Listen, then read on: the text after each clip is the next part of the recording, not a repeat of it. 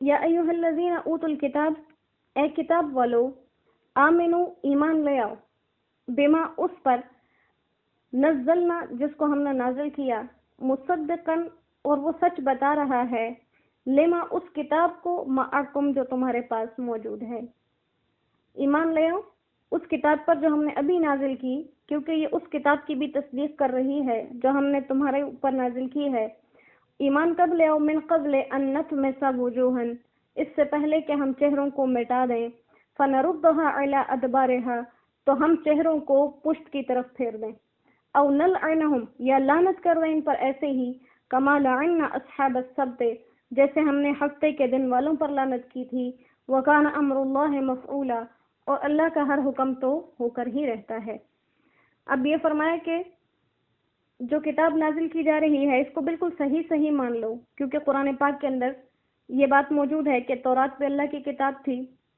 پہلے جتنی بھی آسمانی کتابیں نازل ہوئیں وہ اللہ ہی کی طرف سے تھیں، لیکن اب جو کلام آیا ہے اس کے بعد کوئی دوسرا کلام اللہ کے نزدیک قابل قبول نہیں ہے۔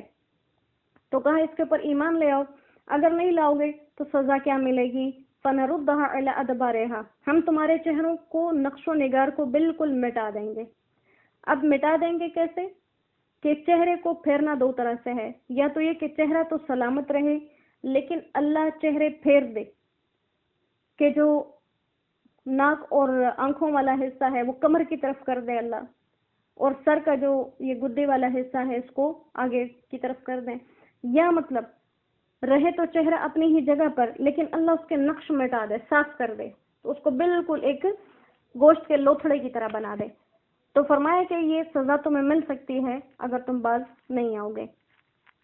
ان اللہ لا یغفر ان یشرک بہ ویغفر ما دون ذلک لمن یشاء ومن یشرک باللہ فقد افترى اثما عظیما الم تر الی الذین یزکون انفسهم بل اللہ یزکی من یشاء ولا یظلمون فتیلا انظر کیف یفترون علی اللہ الکذب وکفی بہ اثما مبینا۔ ان اللہ لا یغفر، بے شک اللہ نہیں بخشتے، ان یشرک بہ، جو اس کے ساتھ کسی کو شریک بنا لے، ویغفر ما دون ذالک، اور اس کے علاوہ جو گناہ چاہتے ہیں وہ بخش دیتے ہیں، لمن یشاء، جس کے لیے چاہے، ومن یشرک باللہ، اور جو اللہ کا شریک بنا لے، فقد افترى اثما عظیما، اس نے بہت بڑا طوفان باندھ لیا گویا۔ الم تر الی الذین، کہ آپ نے نہیں دیکھا ان لوگوں کو، یزکون انفسہم، جو اپنے آپ کو پاکیزہ کہتے ہیں، بل اللہ یزکی من یشاء، بلکہ اللہ ہی پاکیزہ کرتا ہے جس کو چاہے، ولا یظلمون فتیلا، اور ان پر ایک دھاگے کے برابر بھی ظلم نہیں ہوگا۔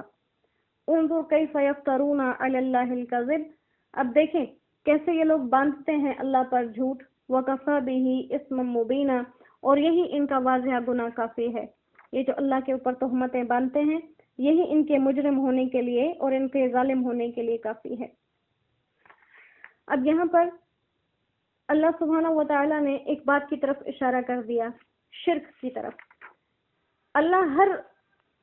گناہ کو معاف فرما دیتے ہیں، ہر گناہ کو، چھوٹا بڑا، کبھی معافی مانگنے سے کبھی بغیر معافی کے بھی اللہ سبحانہ و تعالیٰ معاف کر دیتے ہیں۔ اللہ نے یہی مضمون 2 دفعہ ارشاد فرمایا ہے انہی الفاظ کے ساتھ قرآن میں، کہ اللہ شرک کی تو معافی نہیں کرتے، شرک کے علاوہ جو گناہ ہیں وہ اللہ معاف فرما دیتے ہیں۔ اور ایک جگہ پر ان الفاظ کے ساتھ آیا ہے کہ مشرک کا جنت میں داخل ہو جانا اتنا ناممکن ہے جیسے سوئی کے سوراخ میں سے اونٹ کا گزر جانا ناممکن ہے۔ تو بتانے کا مقصد وہاں پر کیا ہے کہ یوں تو ہو بھی سکتا ہے پھر بھی کہ سوئی کے سوراخ میں سے اونٹ گزر بھی جائے، ہو تو نہیں سکتا، لیکن کوئی احمق ایسی کوشش کر لے کہ بڑی سی سوئی بنا لے اور سوراخ بڑا بنا لے اور اس میں سے اونٹ کو گزار دے، کیونکہ اللہ نے بہت سے بیوقوف بھی دنیا میں پیدا کر رکھے ہیں جو اللہ کی ان آیات کو مذاق کے طور پر لیتے ہیں اور ان کو اس قسم کی حرکتیں کرتے ہیں۔ لیکن اللہ نے فرمایا یہ تو پھر بھی ہو سکتا ہے، لیکن میں کسی مشرک کو جنت میں داخل کر دوں، میں کسی مشرک کو معاف کر دوں، یہ نہیں ہو سکتا۔ اور یہ اعلان یہ میرا یا کسی دوسرے انسان کا نہیں ہے، یہ اللہ کے قرآن کا ہے کہ شرک کی معافی نہیں ہے۔ اب شرک کیا ہے اس کو سمجھنا ہے کہ شرک کسے کہتے ہیں۔ شرک دو طرح کا ہوتا ہے، ایک وہ شرک جو بظاہر دیکھنے میں بھی شرک نظر آئے، ایک وہ شرک ہے کہ جو شرک نظر تو نہیں آتا لیکن وہ بھی شرک ہی کہلاتا ہے۔ وہ چھوٹا شرک ہے، کیسا وہ چھوٹا شرک ہے کہ ایک انسان نے کچھ کھا لیا، جیسے عموماً ہم کوئی چیز کھاتے ہیں، کچھ بھی کھا لیتے ہیں، اس کے بعد بیمار ہو جاتے ہیں، تو پہلا خیال ہمارا کیا آتا ہے، وہ فلاں چیز کھائی تھی اس سے ہم بیمار ہو گئے، ٹھنڈا پانی پیا تھا گلا خراب ہو گیا ہے، کھٹی چیز کھائی تھی گلا خراب ہو گیا ہے، فلاں قسم کی چیز کھائی تھی معدے میں درد ہو گیا ہے، پیٹ میں درد ہو گیا ہے۔ تو یہ شرک ہے، یہ شرک ہے۔ تاثیر اس چیز کے اندر نہیں ہے، ساری دنیا پی رہی ہوتی ہے، کھا رہی ہوتی ہے اسی چیز کو، تو ایک انسان کے ساتھ کیوں ہوا؟ اگر تاثیر اس کی ہوتی تو ہر کھانے والے کو، پینے والے کو نقصان ہوتا۔ یہ بیماریاں اور صحت اللہ کی طرف سے ہے، تو لہٰذا یہ جب ہمیں کوئی نقصان پہنچ جائے کسی کام کے کرنے کے بعد، تو ہم اس کام کی طرف جب ہمارا دھیان چلا جائے تو پھر یہ شرک بن جاتا ہے۔ اسی طرح اگر کوئی دکھلاوا کرتا ہے انسانوں کے دکھاوے اور تعریف کے لیے، تو یہ بھی شرک بن جاتا ہے، تو یہ وہ شرک خفی۔ دوسرا شرک ہے جو عقائد کے اندر آتا ہے، جیسے علم میں اللہ کا شریک بنا لینا، کہ جیسے ہر چیز کی خبر، ہر چیز کا علم اللہ کے پاس ہے، ایسے ہی دنیا کے اندر بھی ہر چیز کا علم جو ہے وہ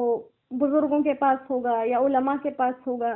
یا پیر فقیر کے پاس ہوگا، نجومیوں کے پاس ہوگا۔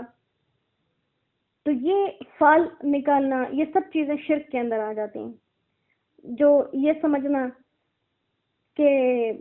ایک دفعہ حدیث پاک کا مفہوم ہے کہ حضور صلی اللہ علیہ وسلم فجر کے وقت میں نماز سے فارغ ہوئے اور صحابہ کرام فرماتے ہیں کہ بارش ہوئی تھی، تو آپ صلی اللہ علیہ وسلم نے فرمایا کہ حدیث قدسی کا مفہوم ہے کہ اللہ سبحانہ و تعالیٰ فرماتے ہیں آج میرے بندوں نے، بہت سے بندوں نے مومن ہو کر صبح کی ہے، اور آج بہت سے میرے بندوں نے اس حالت میں صبح کی ہے کہ انہوں نے میرا کفر کر دیا، میرا انکار کر دیا۔ تو صحابہ کرام نے عرض کی کہ یا رسول اللہ، وہ کون لوگ ہیں جو ایمان لائے اور وہ کون ہیں جنہوں نے انکار کیا؟ آپ صلی اللہ علیہ وسلم نے ارشاد فرمایا کہ اللہ سبحانہ و تعالیٰ فرماتے ہیں صبح جس نے بارش کو دیکھ کر یہ کہا کہ یہ بارش ہم پر اللہ نے برسائی ہے، اس نے میرا تو اقرار کر لیا اور اس نے ستارے وغیرہ کا انکار کر دیا، اور جس نے یہ کہا کہ ہم پر یہ بارش فلاں ستارے یا سیارے کی وجہ سے ہوئی ہے، اس نے میرا کفر کیا اور اس ستارے کے اوپر وہ ایمان لے آیا۔ تو ان چیزوں کو سمجھ لینا کہ جیسے اللہ سبحانہ و تعالیٰ کو ہر چیز پر اختیار حاصل ہے، نفع اور نقصان پر اختیار حاصل ہے، ایسے دنیا کے اندر اللہ کے سوا کسی کو بھی اختیار حاصل ہو، چاہے وہ چھوٹے درجے کا انسان ہو، بڑے درجے کا انسان ہو، تو ان چیزوں کو شرک قرار دیا گیا۔ اسی طرح عبادتوں میں شرک کیا ہے کہ اللہ کے علاوہ کسی کو سجدہ کیا جائے یا رکوع کی طرح تعظیماً اس کے آگے جھکا جائے، جیسے بہت سے جگہوں پر آج بھی مسلمان ملکوں کے اندر بھی تعظیماً کسی بڑے کے آگے جھکا جاتا ہے، تو اس کو شرک، عبادتوں میں شرک جو ہے وہ کہا گیا۔ یا اسی طرح کسی قبر کے گرد طواف کر لینا، یا کسی بزرگ وغیرہ کے، کسی عالم کے گھر کا طواف کر لینا۔ اسی طرح اللہ سبحانہ و تعالیٰ کا حکم ایک کچھ کہہ رہا ہے، معاشرہ یا لوگ کوئی اور حکم دے رہے ہیں تو ان لوگوں کی بات کو مان لینا، یا دین کے حکم کو چھوڑ کر کسی رسم کو ترجیح دے دینا۔ اسی طرح سے یہ ستاروں اور سیاروں کو اپنی زندگی کے اندر مؤثر سمجھنا، بعض مہینے یا کسی دن کو منحوس سمجھ لینا، یہ سب شرک ہے۔ ان چیزوں سے اللہ سبحانہ و تعالیٰ ہمیں بچائے، کیونکہ اللہ نے اعلان کیا ہے کہ شرک کرنے والے کی کسی صورت میں بھی بخشش نہیں کی جائے گی، اور یہ خود اللہ فرما رہے میں نہیں بخشوں گا، ان انسانوں کے ذمے نہیں ہے کہ انسان بخشوا لے یا نہیں۔ پھر فرمایا کہ یہ یہودیوں کو دیکھو، اپنے آپ کو پاکیزہ بیان کرتے ہیں، اب پاکیزگی اپنی بیان کرتے ہیں۔ یہودی کہتے تھے کہ ہم بہت زیادہ مقدس لوگ ہیں، تو اللہ نے فرمایا کہ ان لوگوں کو دیکھو یہ خود اپنی پاکی بیان کر رہے ہیں، حالانکہ پاک تو وہ ہوتا ہے جسے اللہ پاک کہہ دے۔ تو یہاں پر بتانا مقصد یہ ہے کہ کسی بھی انسان کو دوسروں کے سامنے اپنے آپ کو بڑا یا پاک صاف پارسا کہنا یہ جائز نہیں ہے، اس کی ممانعت کی گئی ہے۔ وجہ یہ، ایک تو اپنے آپ کو پاکیزہ سمجھنا یہ تب ہوتا ہے جب انسان کے اندر تکبر ہو، تو وہ اپنے آپ کو زیادہ جو ہے وہ سمجھتا ہے بڑا۔ تو لہٰذا یہاں پر یہ جو اپنی پاکی بیان کرنے کا مقصد گویا یوں ہے کہ تکبر سے منع کیا گیا کہ تکبر نہ کرو۔ دوسرا یہ کہ موجودہ اگر کوئی انسان نیک بھی ہے، پاک بھی ہے، لیکن یہ نہیں اسے پتا کہ اس کا خاتمہ کن اعمال کے اوپر ہوگا، وہ اسی طرح پاک صاف رہ کے مرے گا یا واللہ اعلم اس کا آخری خاتمہ کیسا کیا ہوگا، تو لہٰذا اس چیز کو منع کر دیا۔ اور تیسرا یہ کہ اکثر یہ ہوتا ہے جب کوئی انسان اپنے آپ کو بڑے بہترین نام کے ساتھ بلائے تو باقی لوگ سمجھتے ہیں کہ شاید واقعی یہ بندہ اللہ کے نزدیک بہت زیادہ مقبول ہے اور تمام عیب اور نقائص سے پاک ہے، حالانکہ یہ غلط ہے، کیونکہ ہر بندے کے اندر بہت سے گناہ ہوتے ہیں۔ اگر کوئی انسان اپنے آپ کو کہے میں بہت بڑا علامہ ہوں، میں پیر ہوں، میں بہت بڑا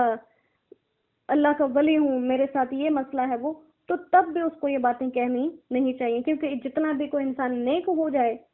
فرشتوں کی صفت ہے کہ وہ گناہوں سے پاک ہوتے ہیں، انبیاء کی صفت ہے کہ وہ گناہوں سے پاک ہوتے ہیں، باقی سارے ابن آدم سب کا حساب جو ہے وہ آدھا آدھا ہے۔ ہر نیک انسان کے اندر گناہ لازمی موجود ہوتے ہیں، تو اپنے آپ کو کوئی انسان پاک نہیں کہہ سکتا۔ ہاں، اگر اس کے باوجود کوئی انسان کوئی 10-20 لوگوں کے اندر وہ سارے کے سارے بے نمازی بیٹھے ہوں یا کبھی قرآن نہ پڑھنے والے بیٹھے ہوں، ان کے سامنے اس مقصد سے کہ ان لوگوں کی توجہ نماز کی طرف یا قرآن کی طرف آ جائے اور اس نعمت کا اظہار کرے کہ الحمدللہ میں تو اللہ کے فضل و کرم سے 5 وقت کی نماز پڑھ لیتی ہوں، یا میں تو الحمدللہ اللہ کے فضل و کرم سے جو ہے وہ قرآن پاک کی روزانہ تلاوت کرتی ہوں، یعنی ان لوگوں کا دھیان نیکی کی طرف لانے کے لیے۔ جیسے زکوٰۃ کے بارے میں، صدقات اور خیرات کے بارے میں کیا ہے کہ اس طرح سے چھپا کر دیا جائے کہ ایک ہاتھ کو پتہ نہ چلے کہ دوسرے ہاتھ نے کیا خرچ کیا۔ لیکن اگر کبھی یہ مقصد ہو کہ آپ کو صدقہ اور زکوٰۃ دیتے ہوئے دوسرے لوگ دیکھیں گے تو پھر انہیں بھی یہ دل میں شوق ہوگا کہ ہم بھی دیں، تو اس وقت بہتر یہ ہے کہ انسان لوگوں کو بتائے کہ یہ پیسے میں نے صدقے کے لیے، اللہ کی رضا کے لیے نکالے ہوئے ہیں، تاکہ اس سے دوسروں کے اندر شوق آ جائے۔ تو اس صورت میں بیان کرنے سے گناہ والا معاملہ نہیں ہوگا۔ باقی اگر کوئی اپنی بڑائی جتانا چاہے گا تو پھر اس کے ساتھ بہت زیادہ یہ غلط چیز ہے۔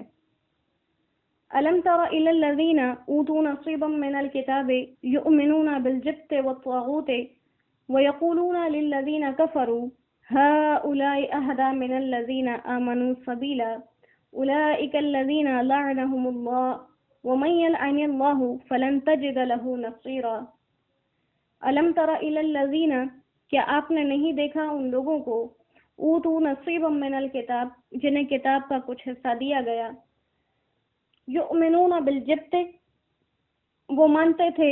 بتوں کو، والطاغوت اور شیطانوں کو، ویقولون للذین کفروا، اور کافروں کو کہتے تھے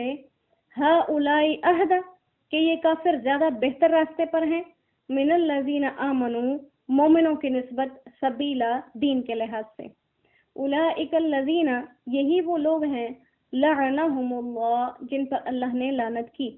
ومن یلعن اللہ، اور جس پر اللہ ہی لعنت کر دے، فلن تجد له نصیرا، آپ اس کا کوئی مددگار نہیں پائیں گے۔ آج کے لیے صرف آیات ہیں، انشاءاللہ اس پر ترجمہ اور اس کی تفسیر بفضلہ تعالی و بکرمہ و بمنہ، اپنے فضل و احسان سے اگر اس نے زندگی میں اتنی مہلت دی تو انشاءاللہ اس پر کل بات کریں گے۔ جو کہا ہے، جو سنا ہے، جو سنایا ہے، اس کی کمیاں اور کوتاہیاں اللہ ہم سب کو معاف فرما دے، اور جو اس کی برکتیں ہیں وہ ہمیں پوری پوری عطا فرما دے۔ وآخر دعوانا ان الحمد للہ رب العالمین، سبحان ربک رب العزت عما یصفون وسلام علی المرسلین والحمد للہ رب العالمین۔ دعا کر لیں گے مختصر سی، دعا کے لیے ہاتھ اٹھا لیں۔ اعوذ باللہ